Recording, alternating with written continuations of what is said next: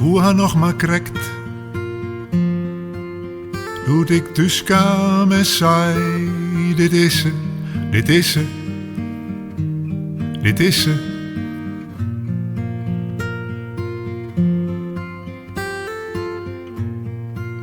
Dat is alweer saffolle Ierlien, maar wat ik nog altijd vind, dit is ze, dit is ze, dit is ze.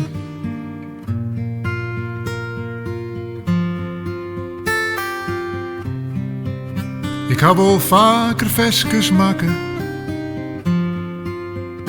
oer haar. Ik ha het wel vaker hoor hoe mijn leefde voor haar. Geen verkeerde woorden doe, maar nou ben het mij eens fiestevolle. Om het volle simpeler kind. Dit is ze, dit is ze. En nog volle simpeler.